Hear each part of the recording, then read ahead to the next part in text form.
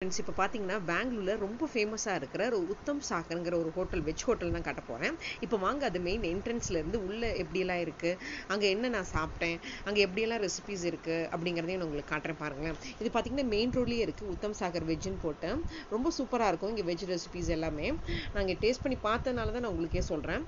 இப்போ உத்தம் சாகரில் நான் என்னென்ன பார்த்தேங்கிறத காமிக்கிறேன். இப்போ முன்னாடியே போனோன்னா இந்த மாதிரி ஸ்நாக்ஸ் ஐட்டம்ஸ் எல்லாம் ஃபஸ்ட்டே வச்சுருப்பாங்க. இது டேரெக்டாக உள்ளே என்ட்ரு ஆனும் போதே இன்னும் முன்னாடி வச்சுருப்பாங்க. அது போக மேலே பார்த்தீங்கன்னா இந்த மாதிரி டிஸ்பிளேஸ் எல்லாம் இருக்கும். அதில் பார்த்தீங்கன்னா என்னென்ன இருக்குங்கிறதும் போட்டிருப்பாங்க.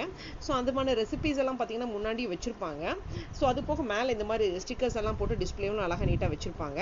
இப்போ நான் சொன்ன பார்த்தீங்களா, உள்ள என்ட்ரன்ஸில் நுழைஞ்சோடனே இந்த மாதிரி இருக்கும் ஜூஸ் கவுண்டரு, அப்புறம் இந்த மாதிரி பானிபூரி கவுண்டரு, அந்த மாதிரிலாம் இருக்கும், சாட் ஐட்டம்ஸ் கவுண்டர்ஸ். அப்புறம் அந்த மாதிரி பார்த்தீங்கன்னா சின்ன சின்ன பிளேட்டில் ஒரு பாலித்தீன் கவரை ரேப் பண்ணி என்னென்ன ஐட்டம்ஸ் இருக்குன்னு சொல்லி நீட்டாக எழுதி வச்சுருப்பாங்க. அதையும் உங்களுக்கு நான் பக்கத்தில் போய் காட்டுறேன் பாருங்களேன். இப்போ பார்த்தீங்கன்னா இந்த ஃப்ரெஞ்ச் ஃபிங்கர் சிப்ஸ்னு அது மேலே ஃபிங்கர் சிப்ஸ்னு போட்டு தெரியற மாதிரி விசிபிள் எழுதி வச்சுருப்பாங்க. அதே மாதிரி ரைஸ் ஐட்டம்ஸ் வச்சுருந்தாங்கன்னா அந்த மாதிரி வச்சுட்டு மேலே ஒரு ப்ளக் கார்டு மாதிரி போட்டு அது எழுதி வச்சுருப்பாங்க. ஸோ இது பார்க்கும்போதே உங்களுக்கு தெரியும் இந்த மாதிரி ஐட்டம்ஸ்லாம் இன்றைக்கி இருக்குது அப்படின்னு. அப்புறம் பார்த்தீங்கன்னா உள்ள டேரெக்டாக வந்து பார்த்தீங்கன்னாவே கிச்சன் உங்களுக்கு நல்லா விசிபிளாகவே இருக்கும். கிச்சன் உங்களுக்கு முன்னாடி தெரிஞ்ச மாதிரியே நல்லா எல்லார் பார்வையிலும் தெரியற மாதிரியே அங்கே என்ன பண்ணுறாங்க, எப்படி பண்ணுறாங்கிறத நீங்கள் பார்த்தே தெரிஞ்சுக்கலாம். எப்படி நீட்டாக க்ளீனாக பண்ணுறாங்க, எப்படியெல்லாம் பண்ணுறாங்கிறது உங்களுக்கு அதை பார்க்கும்போதே உங்களுக்கு தெரியும். இப்போ பார்த்தீங்கன்னா தோசை ஊற்றுறது பாருங்களேன், அதை பார்க்கும்போதே உங்களுக்கே தெரியும் அவங்க எப்படி நீட்டாக மெயின்டைன் பண்ணுறாங்க, எப்படியெல்லாம் பண்ணுறாங்கிறது நாமளே பார்த்து தெரிஞ்சுக்கலாம். ஸோ சில பேருக்கு அது பார்க்கணுன்னு நினைப்பாங்க, பார்க்கணுன்னு நினச்சா கூட நம்ம பார்க்க முடியாது இல்லைங்களா. பட் இந்த மாதிரி ஹோட்டலில் நீங்கள் நீட்டாக பார்த்து தெரிஞ்சுக்கலாம். ஸோ டக்குன்னு மூவ் ஆகிட்டே இருக்கும். பட் ரொம்ப ரஷ்ஷாகவும் இருக்கும். இந்த ஹோட்டல் ரொம்ப நீட்டாகவும் இருந்துச்சு, சாப்பிட்றதுக்கும் ரொம்ப நல்ல டேஸ்டியாகவும் இருந்துச்சு.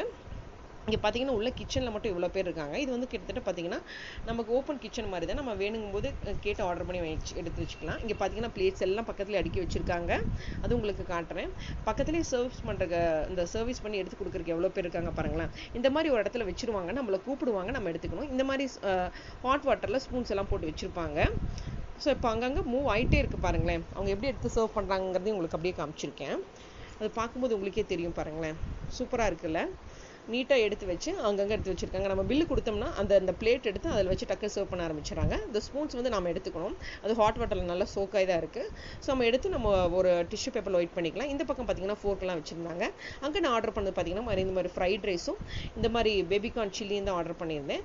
அப்புறம் என் பொண்ணு பார்த்தீங்கன்னா பாவ் பாஜி ஆர்டர் பண்ணியிருந்தேன். ஸோ அந்த பாவ் பாஜியும் செம்ம டேஸ்டியாக இருந்துச்சு. நல்லா கீழே டோஸ்ட் பண்ணி அதெல்லாம் போட்டு செம்மையாக பண்ணி வச்சுருந்தாங்க. ஸோ இப்போ அப்படியே அதை சுற்றி காட்டுறேன் பாருங்களேன். மக்கள் எவ்வளோ பேர் இருக்காங்க, எவ்வளோ க்ரௌடாக இருக்குங்கிறதையும் உங்களுக்கு காமிச்சிருக்கேன்.